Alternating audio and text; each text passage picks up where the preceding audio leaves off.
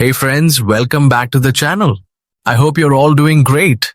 In today's video, I'll be showing you how to find hidden apps on your mobile phone step by step. This method works on most Android devices, though the option names may vary slightly depending on your phone brand. First of all, open the settings menu. Once the settings menu is open, scroll through the list and look for the home screen option, or a similar setting related to your home screen or app layout. Tap on it to continue.